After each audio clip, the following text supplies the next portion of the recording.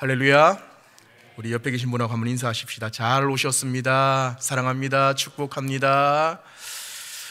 예, 하나님이 함께 하십니다. 잘 지내셨죠? 예, 먼저 제가 말씀을 보기 전에 광고 말씀 제가 한번 드리면 지난 주일날 오후 예배 때 광고를 드렸는데, 오는 주일 10월 6일 주일은 우리 안동 시내에서 이제 마라톤 대회가 있는 것 같아요. 예, 그래서 오전 9시부터 오후 2시까지 차량 운행이 전면적으로 이렇게 통제가 되는데, 특별히 우리 정화동, 용상동 그리고 웅부공원이 있는데 그쪽 방면 차량 운행이 불가하니까 아마 교회에서도 차량 운행이 아침에 못할 것 같아요. 아마 전달이 된 것 같은데 혹시라도 모르시는 분들은 참고하시고 그래도 예배에 잘 오셔야 되겠죠. 우리 운전하시는 우리 집사님이 아마 전달을 다 하신 줄로 제가 압니다. 그리고 내일은 무슨 날이죠? 전에 목사님 내일은 무슨 날이죠? 하니까 월요일요 막 이러던데, 내일은 목요일입니다. 우리 전교인 걷기 대회가 이제 내일 가게 되는데, 제가 옆에서 보니까 우리 친교부에서 정말 열심히 준비를 하셨어요. 우리 박재춘 장로님, 우리 친교 부장 되시는데, 우리 친교부에서 우리 권사님들하고 우리 최 목사님하고 정말 열심히 준비하셨으니까 지금 한 144명, 145명 뭐 이렇게 되는데, 이 중에 조금 이렇게 변동이 좀 있을 것 같아요. 몇 분 또 이렇게 새로 가시는 분들, 또 가신다 그랬다가 부득불 또 못 가시는 분들, 그런 한 140여 명 정도 가시지 않을까. 그래서 관광버스도 이렇게 세대 맞춰놨고 준비를 많이 했는데, 여러분 기대하는 마음으로 내일 다 참여해서 성도의 아름다운 교제가 있기를 축복합니다. 오늘 말씀 보도록 하겠습니다. 오늘 말씀은 빌립보서, 제가 수요일마다 빌립보서를 함께 이렇게 묵상하기를 원해서 빌립보서를 1장 1절부터 이제 살펴봤는데, 오늘이 네 번째 시간인 것 같습니다. 우리가 빌립보서를 묵상하면서 일단 이제 마음 가운데 염두에 둬야 되는 거, 빌립보서는 옥중서신이다. 다시 말하면 빌립보서의 저자 이 사도 바울이 신약성경에 13개의 바울서신, 이 편지가 신약성경 27권 가운데 포함이 되어 있는데, 그 중에서 13개 바울서신 중에서 4개가 옥중서신이다. 에베소서, 빌립보서, 골로새서, 빌레몬서, 이렇게 4개가 옥중서신인데, 다시 말씀드리면 이 옥중서신을 묵상할 때는 우리가 미리 마음 가운데 이 편지를 바울이 로마 감옥에 옥중에서 쓴 편지구나. 그러니까 바울이 굉장히 녹록치 않은 어떤 그런 상황 속에서 이 성경을, 이 말씀을 기록을 했구나.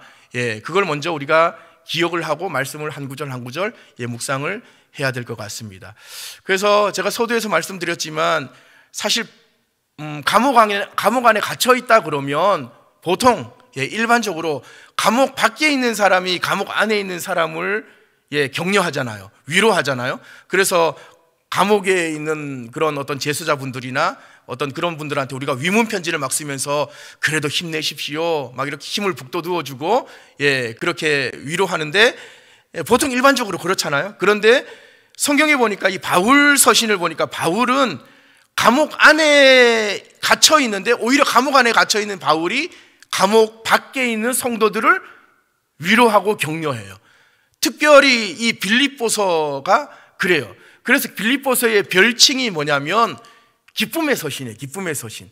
그래서 이렇게 보면 이 말도 안 되는 어떤 그런 상황인데, 이 감옥 안에 갇혀 있는데 어떻게 기쁨을 이야기할 수가 있지? 굉장히 의아한 어떤 그런 대목들이 많은데, 바울은 그럼에도 불구하고 감옥 안에서 여러 가지 어떤 그런 힘든 상황, 억울한 상황, 절망적인 어떤 그런 상황, 언제 죽을지도 모르는 그런 급박한 상황일 텐데도 그 속에서 감옥 밖에 있는 빌립보 성도들을 향해서 기뻐해라. 내가 주님의 이름으로 권면하니까 기뻐해라. 계속해서 기쁨을 강조하고 있단 말이에요. 그래서 빌립보서를 기쁨의 서신이다. 그러니까 빌립보 성도들을 향해서 계속해서 바울이 격려하는 거예요. 격려하는 거. 바울은 오늘 제가 설교 제목에서도 그렇게 붙였지만, 바울은 다메섹 도상에서 부활하신 예수님을 만난 그 이후로 자신의 온 어떤 그 삶의 초점이 어디에 맞춰져 있었냐면 오로지 복음이었어요. 복음이 전해지기만 하면 주의 복음이 전해지기만 하면 나는 어떻게 되든 나는 상관이 없어. 내가 뭐 죽든지 살든지 내가 억울한 상황 가운데 뭐 곤고에 처하든지 곤란에 처하든지 상관이 없다. 오직 주의 복음이 전해지기만 하면. 그래서 바울이 참 대단한 것 같았어요. 그래서 최종 어떤 그런 바울의 목적지는 사실 로마였거든요. 근데 그가 죽기 직전에 지금 말년에 지금 로마에 와 있어요. 로마에서 복음을 전하는데 참 아이러니하게도 바울은 지금 로마 감옥에 갇혀서 복음을 전하는 그런 형국이 된 거예요. 이 로마의 복음이 사실 전해진 것 실로 하나님의 놀라운 계획이다.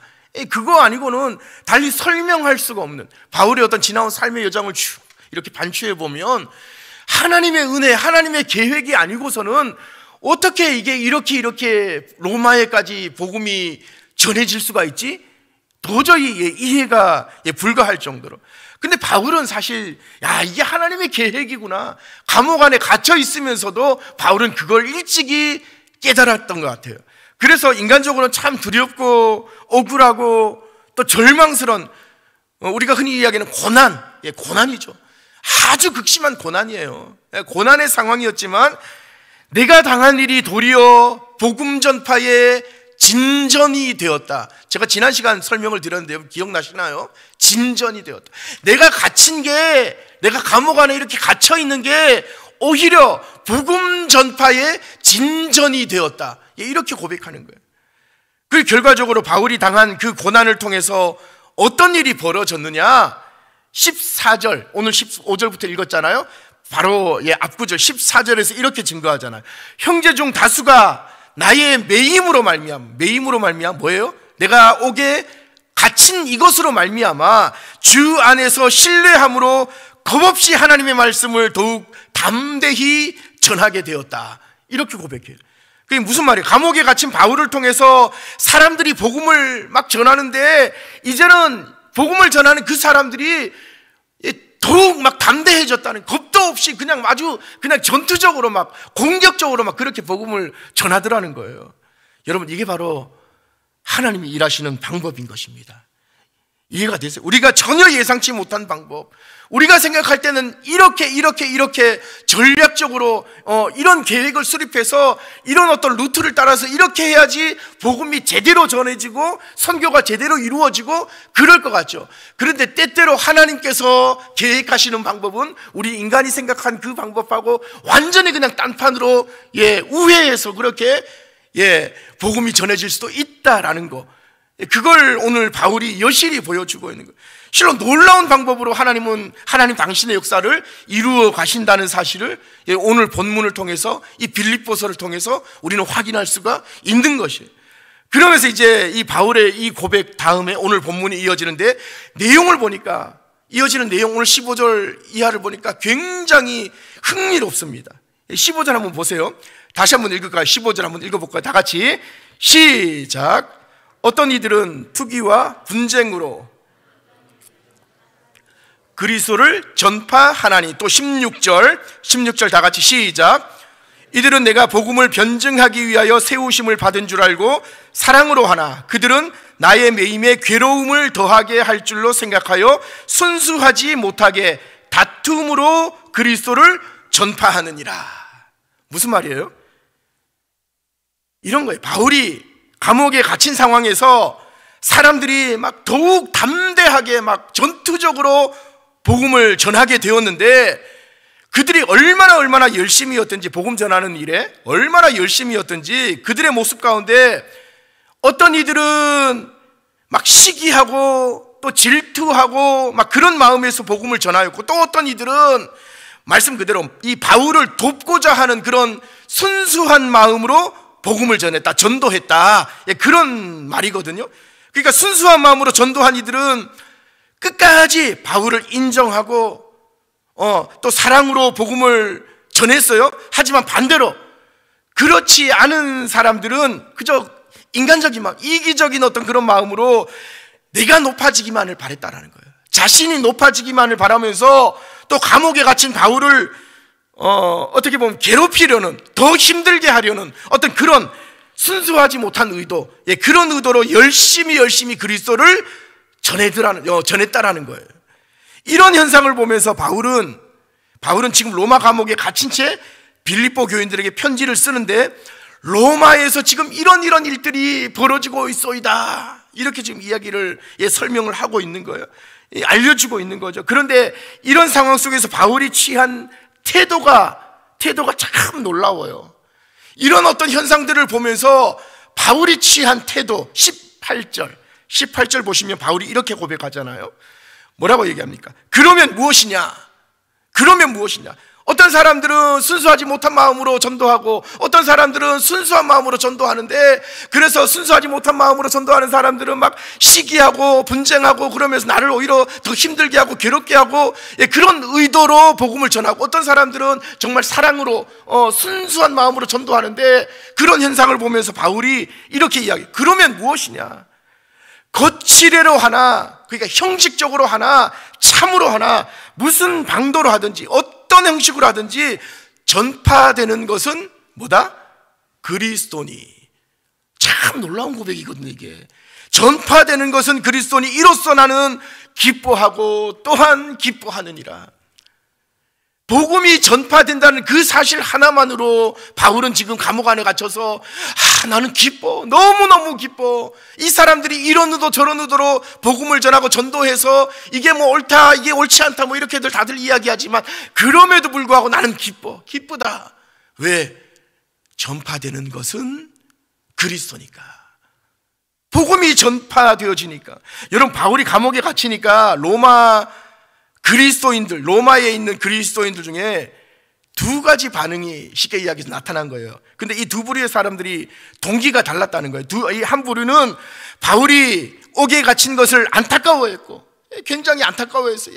이 바울 선생님이 옥에 갇혔으니까 이제 복음을 이제 어떻게 전하지? 이 바울 선생님이 정말 하나님의 나라를 위해서 복음을 전하다가 억울하게 저렇게 감옥에 gat혔는데, 그러면서 막 기도하면서 너무너무 안타까워했다는 거예요. 그런데 또 한 부류는 바울이 옥에 갇히니까 바울의 그 사도성, 그거를 부정하면서 오히려 비아냥거리는 그런 부류의 사람들도 있었다라는 거예요. 그러나 결과는 어때요? 똑같더라는 거예요. 두 부류가 다 복음 전하는 일에 열을 올렸더라는 거예요. 둘 다 전도하는 일에 열을 올렸다라는 거예요. 이 소식을 들은 바울은 어쩌면 자기를 굉장히 비아냥거린 사람들에게, 그렇잖아요, 서운한 마음을 가질 수도 있잖아요. 내가 전애들한테 어떻게 했는데, 내가 그동안 저들에게 복음을 전하면서 어떻게 저들을 양육했는데, 저들이 어떻게 나에게 저런 순수하지 못한 비아냥거리면서 말이야, 나의 사도됨을 부정하면서 말이야, 어떻게 저런 마음을 가질 수가 있지? 그렇게 서운한 감정을 표출하고 화를 낼 법도 한데, 바울은 그러지 않았어요. 아무려면 어떤가? 예수 그리스도가 증거되기만 하면 되지. 예수만 전해지면 되는 거지. 복음이 전해지기만 하면 되는 거지. 이게 무슨 상관이 있어? 내가 미워서 하든 좋아서 하든 그건 아무런 상관이 없지 않은가? 그저 예수 이름만 전해지면 되는 거야. 바울이 여러분 이렇게 고백하는 거예요. 이게 바울의 태도. 여러분 놀랍지 않습니까? 정말 놀라운 태도예요. 그러나 여러분, 그렇다고 해서 우리가 오해하지 말아야 될 것은, 바울이 오늘 본문에서 취한 태도를 볼 때 어찌됐든 복음이 전파되기만 하면 모든 것을 다 용서할 수 있다, 그런 말처럼 들리지만 결코 그건 아니에요. 그러니까 바울이 15절에 나온 어떤 이들은 투기와 분쟁으로 복음을 전했어요. 그 투기와 분쟁으로 복음을 전하는 것조차 긍정적으로 바울이 여겼다, 그 말이 아니다라는 거예요. 투기와 분쟁으로 복음을 전하는 것은 어떤 경우에도 여러분, 우리가 지금 얘기하는 거 잘못된 거, 투기하고 분쟁하면서 막 서로 다투면서 그렇게 복음을 전하는, 방법론적으로 그거는 엄연히 잘못된 거예요. 투기와 분쟁으로 복음을 전하면은, 만일 투기와 분쟁으로 복음을 전하게 되면 어떤 일이 일어나느냐? 당연히 교회 안에 파당이 생기잖아요. 파당이. 네 편, 내 편, 이쪽 저쪽 편가르기식으로 파당이 생기고 편이 생기고 그런 거 뭐 심지어 교회가 몇몇 사람들의 어떤 독차지가 될 수도 있어요. 또 복음이 순수한 열매를 맺지 못하게 될 수도 있어요. 그런 어떤 부정적인 어떤 그런 작용이 일어나는 거죠. 왜냐하면 전도받은 사람은 자기를 전도한 사람을 롤 모델로 삼고 신앙 안에서 그를 본받기 마련인 거잖아요. 그러므로 여러분, 전도하는 일은 굉장히 중요해요. 복음 전하는 일은 그 어떤 교회의 사명보다 가장 우위에 있는 정말 중요한 일입니다. 그러나 그 과정, 프로세스, 그 과정 또한 굉장히 중요한 것이에요. 그래서 우리는 교회 안에서도 교회 밖에서도 오늘 본문 15절에 투기와 분쟁을 경계해야 됩니다. 교회 안에서도 마찬가지, 우리 모든 교회 밖 삶의 자리에서도 마찬가지. 투기하고 분쟁하는 것, 이거 경계해야 돼요. 그런데 오늘은 제가 여기에 좀 집중해서 살펴볼까 하는데, 여러분, 이런 거 언제부턴가 우리 한국 교회들이 연말에 우리 교회도 그렇죠. 교회 비전이나 어떤 목회의 철학을 이야기할 때 슬로건으로 내거는 게 많은 어떤 것들이 있지만 그 중에서 대표적인 게 초대교회로 돌아갑시다. 초대교회로 돌아가자. 초대교회로 들어가자. 이런 슬로건을 많이 내겁니다. 그 이유가 뭘까? 제가 곰곰이 한번 생각을 해봤어요. 이유인 즉, 오늘날 이 혼탁한 시대 가운데 교회가 교회의 역할을 제대로 하지 못하고, 그래서 오히려 기독교가, 죄송합니다, 개독교니 이런 식으로 사회의 지탄을 받는, 교회의 어떤 그런 어떤 권위가 바닥에 실추한 어떤 그런 지금 이 마지막 시대 가운데, 어떻게 보면 이 혼탁한 시대, 이 마지막 시대 가운데 그런 어떤 의지 아니겠어요? 오직 성령님께 붙들려서 순수한 믿음과 사랑 안에서 함께 나누고 함께 누리는 그런 신앙 공동체의 삶을 살았던 바로 그 초대교회, 사도행전 그 초대교회, 순수한 신앙 공동체, 그 모습으로 돌아가자. 그런 취지에서 오늘날 많은 교회들이 초대교회로 돌아갑시다. 초대교회로 돌아갑시다. 그렇게 슬로건을 내걸고 있는 게 아닐까. 말씀을 묵상하면서 그런 생각을 제가 잠시 한번 해봤어요. 어찌 보면 참 좋은 슬로건이다, 좋은 현상이다. 저도 절대적으로 동의합니다. 그런데 여러분, 다만 이런 거, 초대교회라고 해서 마냥 그냥 좋은 모습만 있었겠느냐? 아무런 문제가 없이 그냥 전부 다 100% 모든 초대교회 다 그런 어떤 완벽한 어떤 그런 모습이었을까? 아무런 문제가 없이 그렇지는 않았을 거라는 거예요. 초대교회도 우리가 말씀을 묵상하면 이제 아시겠지만, 초대교회도 그 속내를 들여다보면 굉장히 많은 문제들이 사실 있었어요. 우리가 잘 아는 예를 들어서 사도행전에 나오죠. 아나니아와 삽비라 같은 어떤 그런 어떤 그 불행한 일도 있었고요.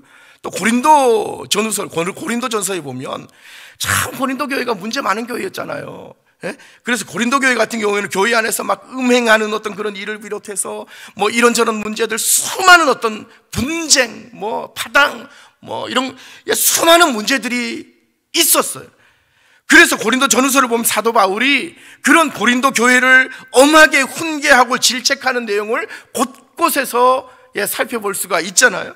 그러므로 우리는 초대교회에 대해서 좀 제대로 좀 이해를 할 필요가 있는데, 초대교회라고 해서 결코 완전한 교회는 아니다. 초대교회라고 해서 완벽한, 퍼펙트한, 하나님 보시기에 정말 합당한 퍼펙트한 어떤 그런 교회는 아니었다. 그러나 비록 이런 겁니다. 행정적으로 또 조직적으로 오늘날 교회들처럼 아주 잘 그렇게 제도 어떤 그런 것들이 잘 갖춰지지는 않았고, 이런저런 문제들도 물론 많이 있었지만, 다만 이거예요. 복음을 향한 그들의 순수한 열정. 오직 오늘 사도 바울처럼 복음이 전해지기만 하면 그들은 집중하는 게 명확했어요. 비본질적인 거에 그런 거 다 오직 복음. 순수한 그 복음에 대한 열정과 성도들 간의 그 예수 그리스도 안에서의 진실한 어떤 그런 사랑과 나눔이 이 초대교회에는 있었다는 거예요. 그런 공동체였다는 거예요. 그거 하나만큼은 분명했어요. 사실 초대교회를 비롯해서 이 땅에서 이 그동안의 어떤 교회 역사를 볼 때 수많은 어떤 그런 교회들을 보면 언제나 모든 어떤 교회들이 많은 문제들에 휩싸여 있었거든요. 그래서 가령 이제 신학교에 처음 가면 이제 뭐 이런저런 어떤 뭐 성서 신학이다, 뭐 역사 신학이다, 조직 신학이다 이렇게 쭉 배우는데, 이 조직 신학을 공부하다가 보면 첫 번째 화두가 이런 여러 가지 화두가 있지만 이런 화두가 있어요. 교회는 전투하는 교회다. 전투하는 교회. 예. 그런 주제가, 이 주제가 뭐냐면, 그러니까 지상 모든 교회를 가리켜서 전투하는 교회다. 전투하는 교회다. 이렇게 묘사하거든요.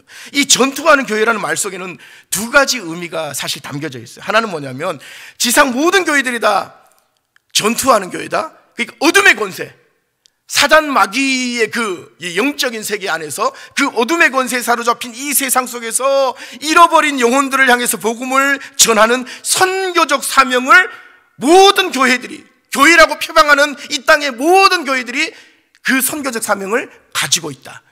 그래서 전투하는 교회다. 또 하나 전투하는 교회의 의미가 뭐냐면, 지상 모든 교회들은 다 불완전하다. 단 하나의 교회도 아무리 뭐 오늘날 극찬을 받는 무슨 서울의 무슨 교회, 교회 건물이 무지하게 크고 성도들이 무지하게 많고 그 목사님의 설교가 무지하게 좋고 재정이 무지하게 많고 좋은 일을 무지하게 많이 하고 그런 교회라고 할지라도, 여러분, 이 세상에 존재하는 모든 교회는 다 불완전해요. 완전한 교회는 단 하나도 없습니다. 큰 교회든 작은 교회든 이 땅의 교회는 다 문제를 가지고 있다는 거예요. 그래서 전투하는 교회. 어쩌면 이 당연한 이야기죠.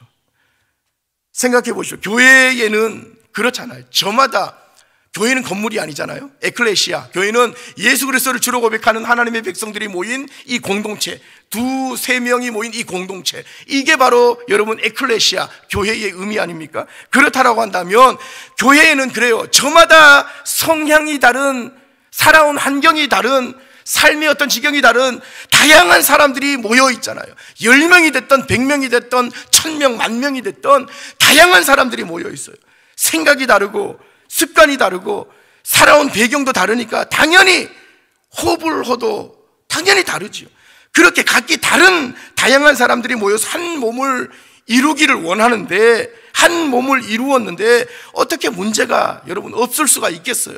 당연히 문제가 있죠. 문제가 있고 때론 갈등이 있는 게 당연하다라는 거예요. 그게 이상한 게 아니에요. 당연한 거예요. 그래서 교회는 불완전할 수밖에 없다. 가령 전혀 다른 두 남녀가 만나서 사랑을 하고 부부가 됐어요.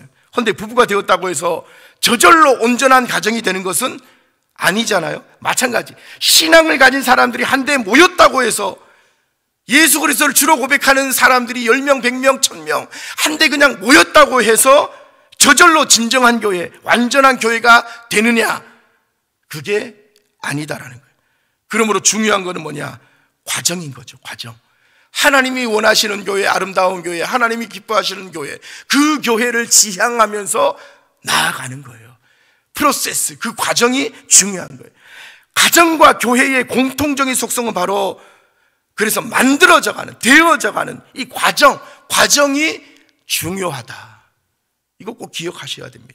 그런 맥락에서 오늘 빌립보 교회에도 예외 없이 참 많은 문제들이 있었거든요. 그래서 제가 오늘 본문에서 먼저 눈여겨보고 싶은 대목이 앞에서 언급한 15절. 어떤 이들은 투기와 분쟁으로, 이 투기와 분쟁, 여기에 제가 좀 집중을 하고 싶은 거예요.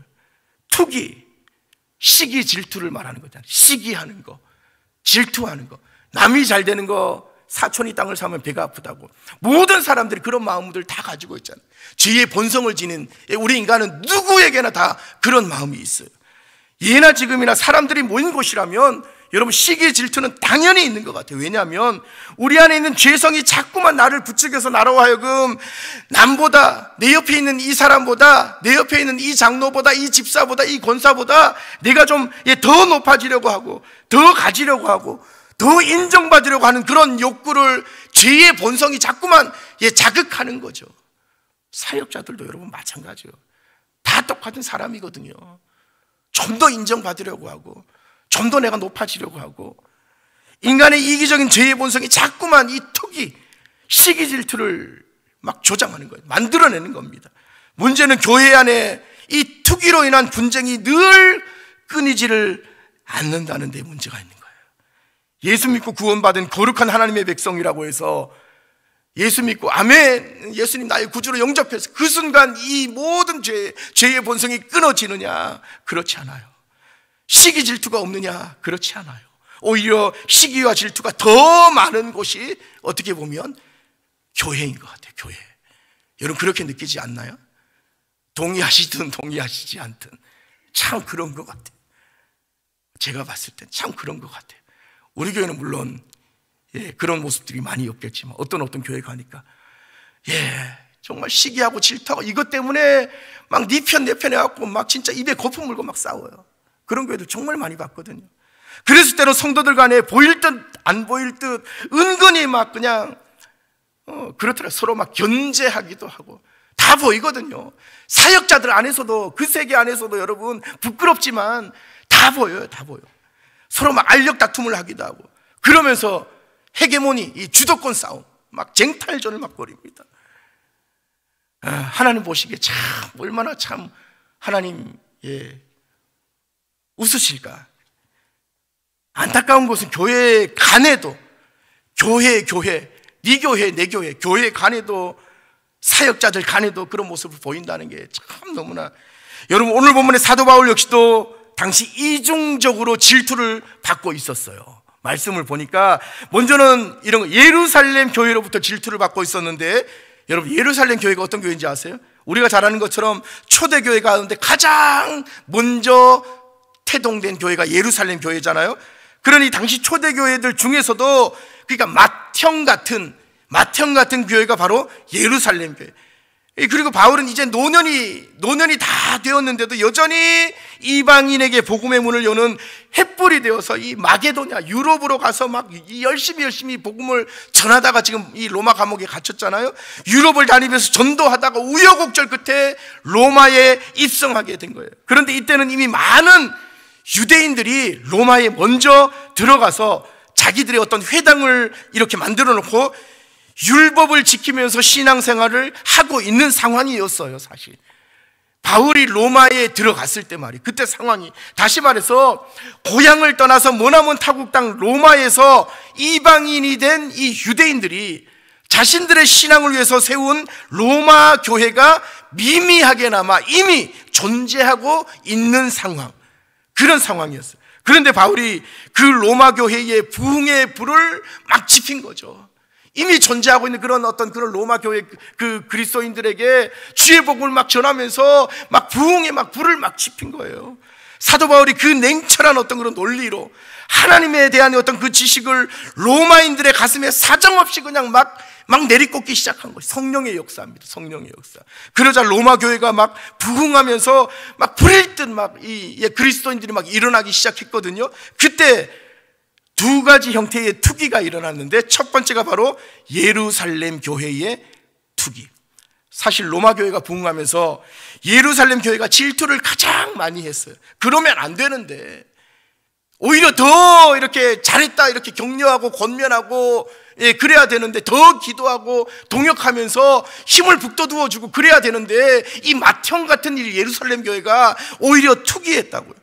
왜냐하면 예루살렘 교회는 제일 먼저 세워졌기 때문에 나름의 장자의식을 가지고 있어요. 장자의식. 우리가 먼저인데, 우리가 최고인데, 이런 특권의식, 장자의식. 예루살렘 교회가 그랬다고요. 그래서 나중에 세워진 로마 교회가 막 부흥하니까 이 로마 교회의 부흥이 다소 예루살렘 교회의 관점으로 봤을 때 다소 못마땅했던 것 같아요. 그래서 막 투기, 질투를 하는 거죠. 그리고 로마 교회의 부흥의 불을 지핀 이 바울에 대해서 사도가 아니야, 사도가 아니라는 등 가짜라는 등의 온갖 모함을 하고 막 수근수근 뒷담화를 막 하는 것입니다. 여러분 이것이 오늘 본문에서 말하는 투기예요, 투기. 그런데 이런 투기가 그때에만 있었을까? 오늘날 교회에도 여전히 있다라는 거죠. 교회 간에 그리고 교회 안의 성도들 간에. 여러분 그렇다면 바울에 대한 이런 투기의 결과가 어땠냐? 성경에서 보면 우리 다 같이 이것만 찾아보고 제가 말씀을 맺을게요. 디모데후서 제가 일부러 방송실에 안 가르쳐줬어요. 여러분 가진 성경을 한번 찾아보시라고. 디모데후서 1장 16절 17절입니다. 디모데후서 1장 16절 17절. 예, 자기가 가진 성경으로 한번 찾아볼게요. 다 찾으셨으면 한 목소리로 한번 읽어보겠습니다. 디모데후서 1장 16절 17절 시작. 원하건대 주께서 오네시보로의 집에 긍휼을 베푸시옵소서. 그가 나를 자주 격려해주고 내가 사슬에 매인 것을 부끄러워하지 아니하고 로마에 있을 때에 나를 부지런히 찾아와 만났음이라. 아멘. 이게 무슨 말이냐? 오네시보로가 누굽니까? 바울의 신실한 동역자. 바울의 신실한 동역자. 그런데 전도 여행을 떠난 바울에게서 아무런 소식이 없어요. 깜깜무소식. 그러니까 막 걱정이 되는 거죠. 그래서 이 오네시보로가 바울을 찾아 나선 거예요. 바울 선생님한테 왜 소식이 없지? 선교 여행을 떠나셨는데 왜 아무런 연락이 없지? 어떻게 된 건 아닌가? 아주 강도를 만나서 여차저차 해가지고 큰일을 당하신 건 아닌가? 막 여러 가지 어떤 그런 막 상상이 막 되는 거죠. 걱정이 되는 거예요. 그래서 바울을 찾아 나선 겁니다. 그래서 지금 로마에까지 온 거예요. 근데 문제는 오네시보로가 그렇게 머나먼 길을 지금처럼 기차가 있거나 KTX가 있거나 버스가 있거나 그렇지 않잖아요. 걸어서 산 넘고 물 건너 이 로마에까지 왔어요. 바다 건너서 로마에까지 왔다고요. 와가지고 바울 선생님이 어디 있는지 막 수소문을 막 할 것 아니에요. 그런데 그렇게 머나먼 길을 떠나서 바울을 찾으러 로마까지 왔는데 정작 로마 교회의 지도자들이 바울이 있는 장소를 오네시보로한테 가르쳐 주질 않아요. 안 가르쳐줘요. 어디 있는지 말을 해주지 않아요. 이게 바로 예루살렘 교회의 예루살렘 교회의 투기에 이은 두 번째 경우, 로마 교회의 투기. 이게 바로 로마 교회의 투기라고요. 이해가 되세요? 그러니까 로마 교회 지도자들이 아무도 바울이 있는 장소를 오네시보로에게 가르쳐 주지를 않으니까 오네시보로는 지금 바울 선생님 걱정이 돼 죽겠어요. 전도여행을 가셨는데, 선교여행을 가셨는데 죽었는지 살았는지 소식도 없지. 그래서 빨리 지금 찾아야 되는데 급박한 상황이에요. 그런데 이 로마에 있는 로마교회 지도자들이 바울의 거처를 가르쳐 주질 않으니까 어쩔 수 없이 오네시보로가 혼자서 막 부지런히 막 바울을 수소문합니다. 어디 계실까? 여기저기 막 물으면서 바울을 찾아다니는 거예요. 그리고 결국 감옥 안에 갇힌 바울을 만나게 됩니다. 당시 로마 교회 지도자들은 다른 교회와의 어떤 경쟁심 때문에 어떻게 해서든지 바울과 그의 동역자들이 서로 만나지 못하도록, 동역하지 못하도록 막았는데, 당시 로마 교회의 아주 이 시점에서 아주 잘못된 투기, 잘못된 행위였던 거죠. 근데 여러분, 오늘날에도 보면 그렇잖아요. 교회 간에 서로 잘못된 어떤 투기와 경쟁심 때문에 많은 교회들이 어려움을 당하고 또 교회의 본질을 잃어버리고 있는 게 오늘날 우리 한국 교회의 현실이 아닌가. 이미 10수년 전부터, 20여 년 전부터 사실 이거 굉장히 많이 경고했었거든요. 중요한 거는 우리 교회가 이런 거잖아요. 장로교든 감리교든 성결교든 또 장로교 안에서도 통합이든 합동이든 아니면 개혁적이든 변하지 않는 건 뭡니까? 변하지 않는 본질은 뭐예요? 우리는 다 그리스도 예수 안에서 하나의 교회라는 사실 아닙니까? 그러니까 네 교회 내 교회가 어디 있습니까? 다 똑같은 교회죠. 물론 개교회가 지향하는 복음의 본질이 만약에 변질이 되어서 이단으로 빠졌다, 이 교회가, 그러면 큰 문제죠. 그런데 그게 아니라는 전제하에서 네 교회 내 교회가 어디 있어요? 그렇잖아요.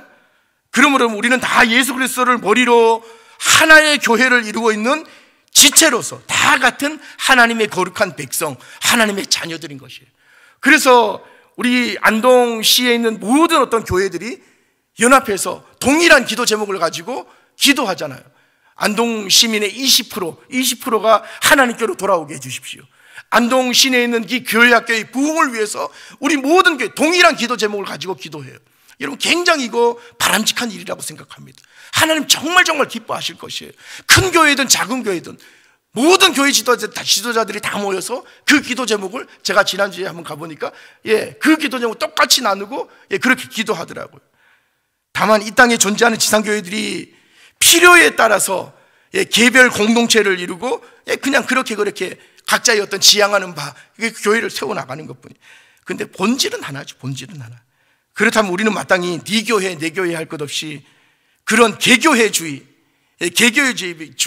과감히 타파해야 되는 거죠. 만일 이웃교회가 부흥하면 박수 쳐줘야 돼요. 우와, 잘하고 있다. 어떻게 그렇게 부흥하느냐? 어떻게 그렇게 복음을 열심히 증거하지? 어떻게 그렇게 전도를 전도가 안 된다는데 정말 대단해. 힘을 실어주고 같이 동역해주고 함께 기뻐해주고 축복해주고 때론 서로 돕고 연합하면서 하나님 나라의 확장을 위해서 또 거시적인 관점에서 부흥을 위해서 함께 힘쓰고 애써야 되는 거예요. 하나님이 그거 기뻐하십니다. 당연한 거예요. 근데 생각해 보세요. 만일 각자 교회에서 이제 그렇잖아요. 오늘날 이웃 초청 잔치를 한다. 우리도 이제 내년에 이제 할 건데, 이웃 초청 잔치를 한다. 이 전도 대상자를 놓고 교회 간에 서로 쟁탈전을 벌이는 좀 많이 봤거든요. 제가 먼저 번에 있던 포항에 가면 난리도 아니었어요. 난리도 아니었어요. 그 한 사람 데리고 가기 위해서 이쪽 교회 전도사님하고 우리 교회 전도사님하고 서로 진짜 애도 아닌 것이, 특히 여름 성경학교 기간 되면 요즘은 예전에는 학교 그 정문 앞에서 후문 앞에서 교회 차들이 한 대여섯 대가 쫙 돼 있습니다. 애들이 나오면은 그냥 서로 낚아채 가려고, 아니야 우리 교회야 우리 교회야 이러면서 서로 그냥 체포하듯이, 그렇게 납치하듯이 그렇게 데려가요. 그게 뭐라고? 참 하나님 관점에서 참 그거만큼 웃긴 코미디가 없을 거예요. 물론 이것이 진정한 구령의 열정에서 비롯된 거라면 서로 간에 어떤 거룩한 어떤 그런 경쟁? 이 말이 되나 모르겠는데 그렇게 이해할 수도 있을 거예요. 그러나 단지 개교회 중심의 이기적인 경쟁심에서 비롯된 거라면 그동안 1980년대, 1990년대 우리 한국교회의 어떤 그 교회 성장주의, 이 개교회 중심주의, 오늘날 얼마나 그게 큰 폐단을 가지고 왔습니까? 다시 한번 우리는 잘 생각해 봐야 돼. 중요한 건 뭐냐? 내 교회가 다른 교회보다 더 크게 성장하는 것, 그게 중요한 게 아니라 오로지 땅끝까지 복음이 전파되는 것, 성경적인 본질적인 주의 복음이 그냥 땅끝까지 전파되는 것, 이것이 교회의 존재 목적이자 교회의 본질이라는 것. 네 교회의 목적도 내 교회의 목적도 똑같이 그게 본질이라는 거예요. 그래서 오늘 빌립보서를 보면 다른 건 몰라도 바울이 복음에 대해서만큼은 정말 진심이었구나, 그거 확인할 수 있는 거예요. 이렇듯 복음에 대해서 분명한 목적의식을 가지고 투기와 분쟁이 아닌 그저 사랑 안에서 오로지 복음에 초점이 맞추어진 사람, 그런 사람이 모인 영적인 공동체가 바로 주님이 진정 기뻐하시는 참된 교회인 줄로 믿습니다.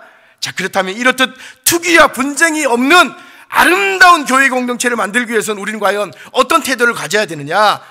한 가지, 뭐니 해도 첫째도 둘째도 뭐냐? 겸손이에요. 겸손. 하나님 앞에서 나의 나됨을 정확하게 인식하는 것, 그게 여러분 겸손이란. 다시 말해서 늘 성령의 조명하신 가운데 나는 하나님 앞에서 내가 이것도 하고 저것도 하고 다 잘할 수 있을 것 같지만 그게 아니었구나.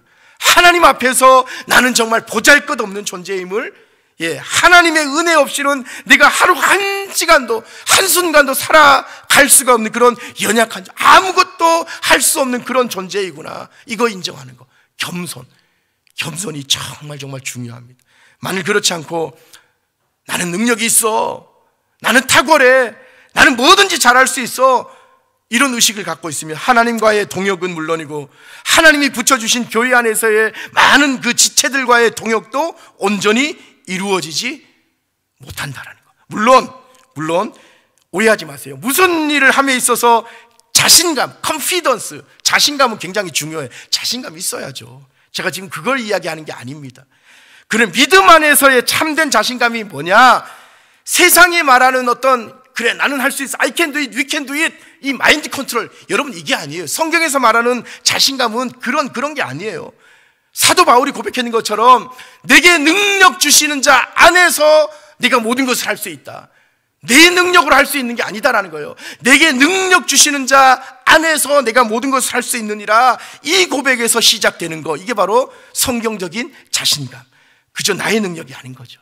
나의 탁월함을 내세우는 게 아닌 거예요. 주님 안에서 하나님으로부터 공급되는 능력과 탁월함, 바로 그거예요. 이렇듯 주님의 능력을 겸비한 사람은 당연히 투기할 마음을 안 가집니다. 질투 안 해요. 오히려 격려하죠. 축복해 주죠. 왜냐하면 어차피 내가 하는 이것도 내 능력이 아니기 때문에. 그런 사람 무슨 일이든지 지체들과 함께 동역 잘 합니다. 자기를 낮추면서 다른 사람을 높이면서 동역하기를 즐거워해요. 오히려 남을 세워주죠. 하나님이 이걸 원하시는 거예요. 하나님이 원하시는 교회는 이렇게 함께 연합하고, 남선교회든 여전도회든 어떤 기관이든 다 마찬가지예요. 교회 안에서 작은 교회들, 모든 기관단체들이 다 똑같아요. 함께 연합하고 동역해서 하나됨을 이루어가는 거, 그게 하나님이 원하시는 교회. 생각해 보시죠. 하나님이 능력이 없으셔서 교회의 많은 지체들을 서로 연합하게 해서 하나님의 일을 하시게, 그렇게 하시겠어요? 하나님은 돌멩이 하나 가지고도 얼마든지 놀라운 기적을 일으키실 수 있는 전능하신 그런 하나님이십니다. 하나님은 우리가 주의 몸된 교회 지체로서 그저 투기와 분쟁이 없이 서로 한 몸을 이루어서 하나님의 나라라는 그 한 목표를 가지고 교회를 든든히 세워가기를 원하시는 거예요. 그래서 우리는 늘 성령의 조명하신 가운데 나 자신을 비추어 보아야 합니다. 내가 과연 주의 일을 함에 있어서 혹 나의 교만이 앞서고 있지는 않은지, 겸손히 주님의 능력으로 함께 동역하고 있는 게 맞는지, 내일 걷기 대회를 준비하고 있는데 내가 친교부에 속한 우리 지체들과 내가 잘 연합하고 동역하고 있는지, 혹시 나의 목소리를 너무 내세우고 있지는 않은지 잘 점검해 봐야 돼. 우리 그리스도인들은 언제나 이렇게 성령의 조명하심 가운데 남을 나보다 낮게 여기는, 사도 바울이 그렇게 권면했잖아요. 그거 여러분 명심하셔야 됩니다. 그러므로 여러분 바라기는 오늘 사도 바울처럼 먼저는 이 복음 전파의 분명한 목적의식이 우리 안에 있기를 소망합니다. 그래서 성령의 조명하신 가운데 시시때때로 우리 안에 싹트는 시기심, 질투심, 이 분쟁하는 마음, 이런 것들을 내려놓고 매 순간마다 경계하고, 빌립보서 2장 3절에서 권면한 것처럼 아무 일이든지 무슨 일을 하든지 너희들 다툼이나 허영으로 하지 말고 오직 겸손한 마음으로 남을 나보다 낮게 여기고, 여러분 이 말씀 꼭 기억하셔서, 그래서 우리 믿음의 동역자들과 함께 아름다운 동역을 이루면서 하나님께서 세워주신 주의 몸된 이 아름다운 교회, 안동 동부교회를 더욱 멋지고 아름답게 세워나가시는 저와 여러분 되시기를 주님의 이름으로 축복합니다.